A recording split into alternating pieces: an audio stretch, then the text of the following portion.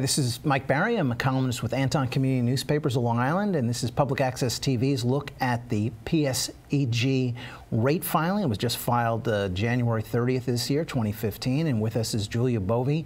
Julia Bovey is the director of the Office of Public Service here on Long Island, and Julia has a great background, great pedigree in energy business. She was in the Obama administration, part of the Federal Energy Regulatory Commission, and Julia, welcome, and tell us a little bit about the Long Island office first off. Where is it and who's there? Sure. We're in Plainview on Bethpage Road, and we've got a great collection of folks that are new to the energy regulatory business, but also Long Islanders who have spent their whole careers commuting into the city to work for the Department of Public Service. Now they're in their own backyard and really bringing incredible skills. We've got auditors, engineers to look at the electric system on Long Island and really try to take it into the future.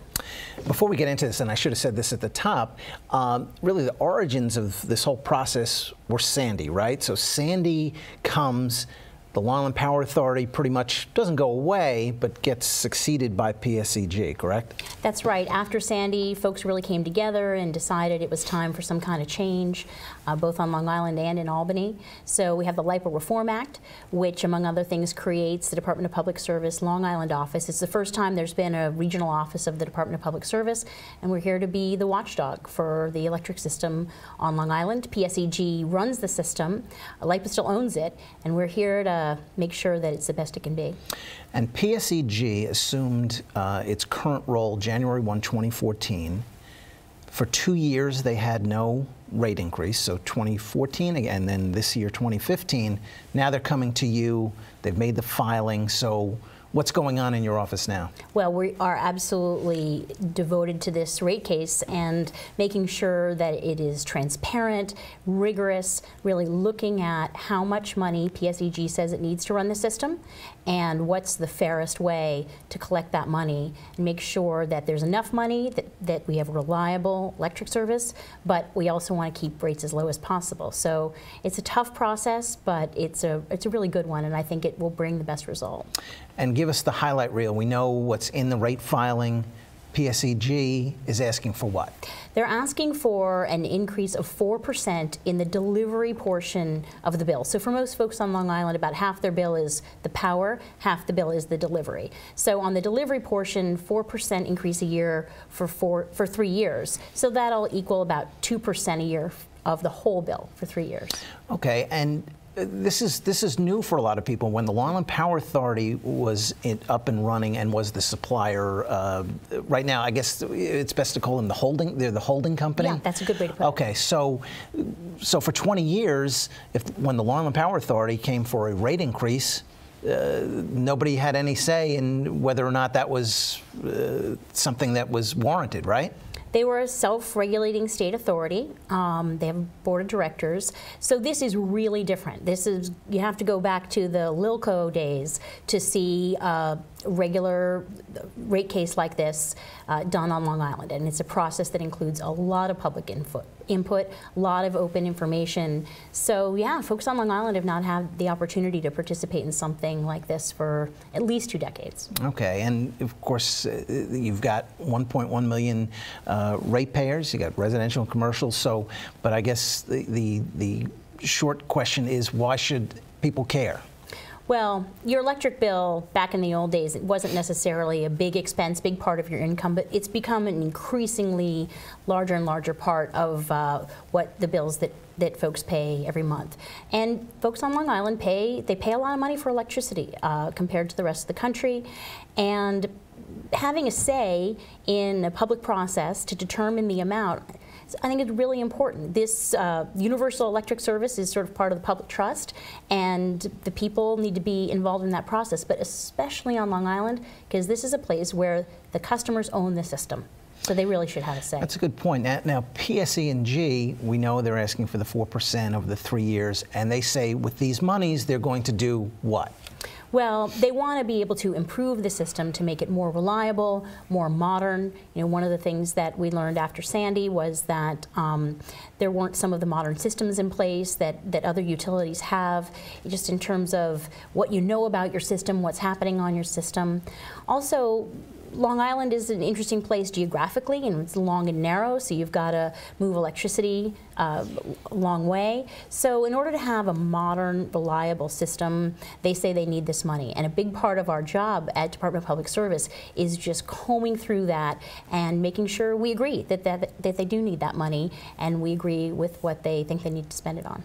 And I think there's also a little bit of a misperception, looking at some of the comments and news articles on this, that PSEG, yes, it's a publicly traded company, but to your point before, the ratepayers own the system. That's right. So PSEG, their role is they're really a vendor to the Long Island Power Authority, right? That's right. They receive a set fee for running the system, and a portion of that fee is based on performance. One of the biggest parts of that is customer satisfaction.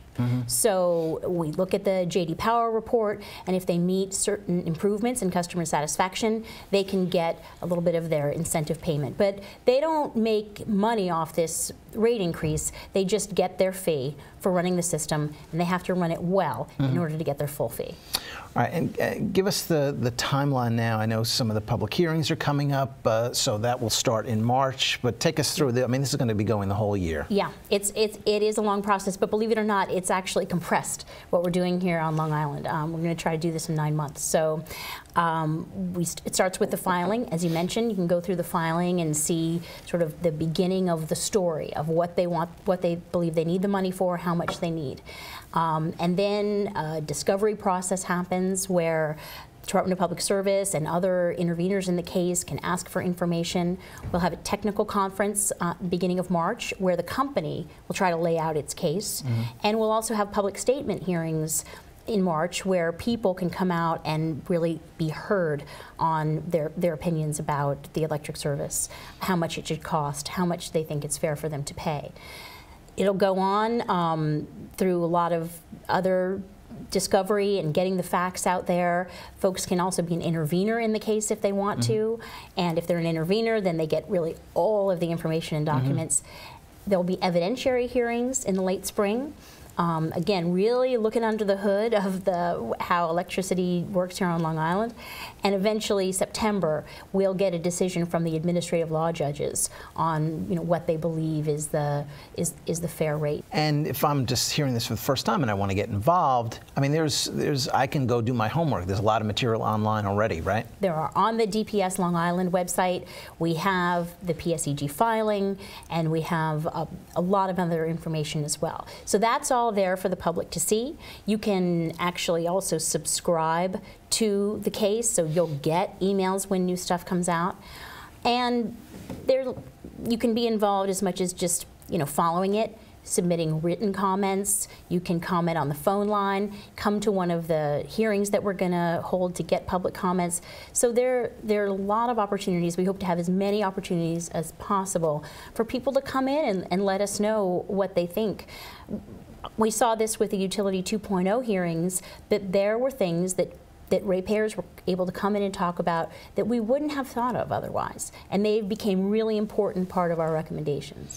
Explain to me a little bit, and to our viewers, Utility 2.0, that's separate and apart from this, though, Absolutely, right? Yes, okay. yes. It was just the first real process that we saw from the Department of Public Service on Long Island, and it was so great to get out into the communities and have hearings and hear what people had to say, just because it had been a long time since that had been available. And I know Utility 2.0 is separate from this, but what were you hearing when in the first round of hearings?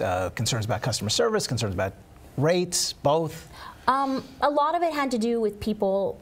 They want to know what's going to be happening in their community. They want to be able to have a say in it. And there's certainly times when you have to keep the lights on, but really if we step back and we look at it as a whole system, and where do we want to go? What do we want it to look like? That you can only get from people in the communities. And somebody looking at their bill, we're getting off Utility 2.0. We're talking about the current 2016 to 2018 rate filing. It's really only going to be one portion of the bill that's at issue, but they bleed into the others. Why don't you explain a little bit about that? That's a really good point. Thanks for bringing that up, Mike. So when you get your bill, you can sort of see part of it's the delivery charge and part of it is the charge just for the actual power that you used.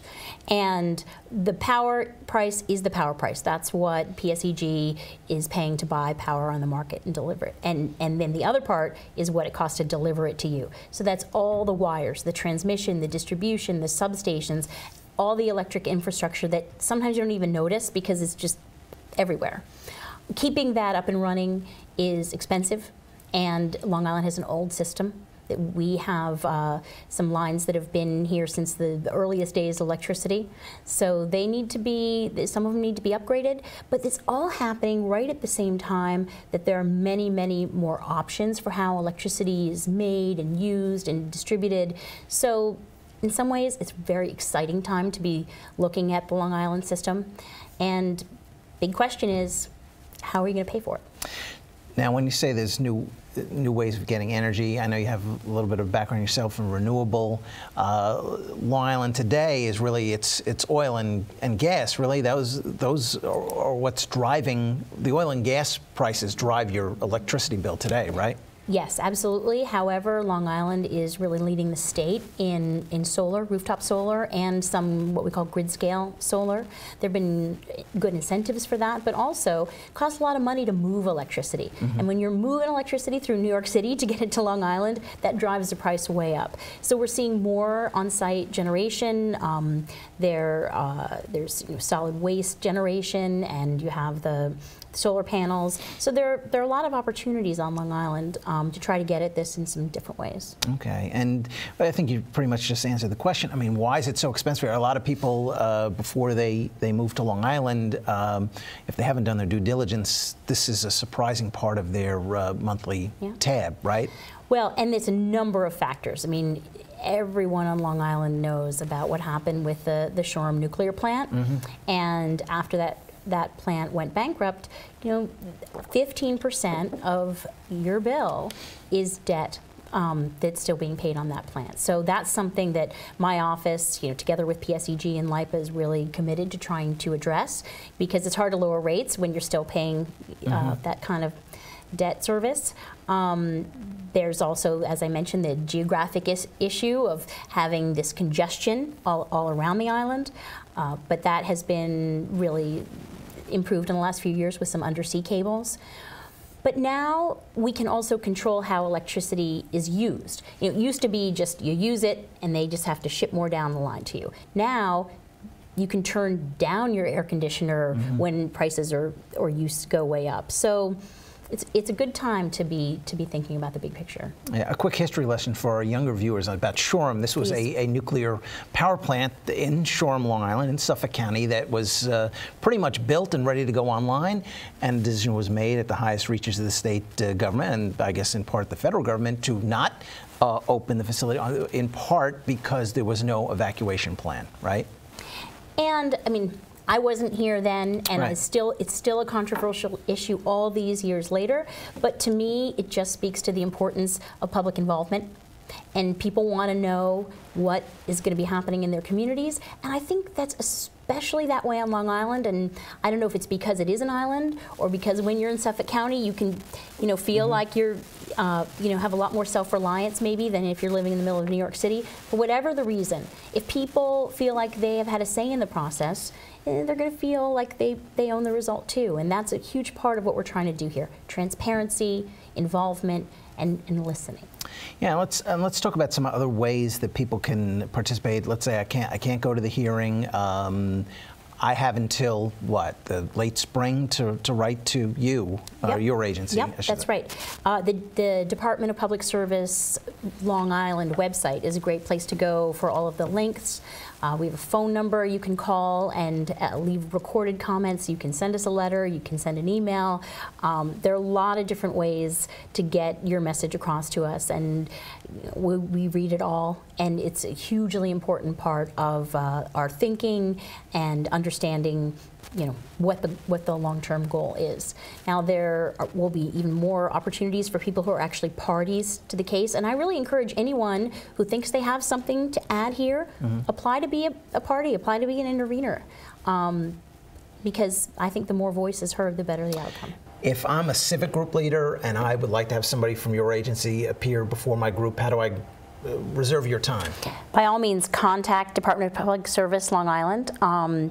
We have a staff who go out, they talk to people. They've been doing this since our office opened a year ago, and we're really eager to get out there and answer people's questions. So by all means. And I know we touched on it before. Explain to me the administrative law judges, what role they're going to play in all this. So they are totally independent and very experienced in electric rate cases, and they will consider the testimony of the company, of Department of Public Service, and of all of the interveners in the case, and come up with their decision.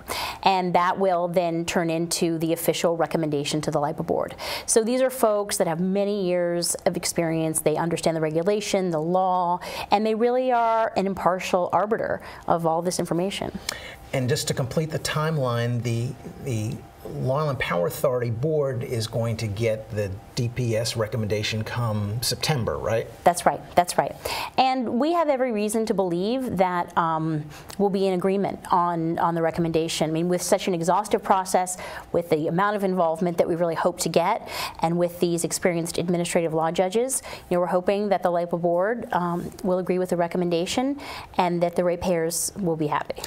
Yeah, and I guess the other thing is, I know the process is just starting now, but there doesn't seem to be that much media interest as yet in this. I'm assuming that's going to change, don't you think? Well, I hope so, because I feel like the more information, the better.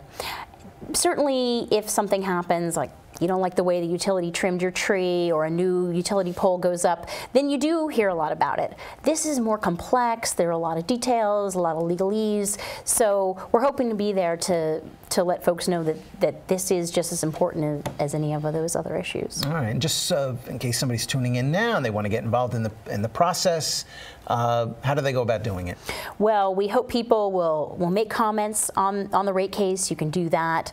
Go to the DPS Long Island website, and you can do it by internet, by email, by phone, by letter, and we'll take all those comments into account, or you can come to one of the public statement hearings and actually make your comment to us.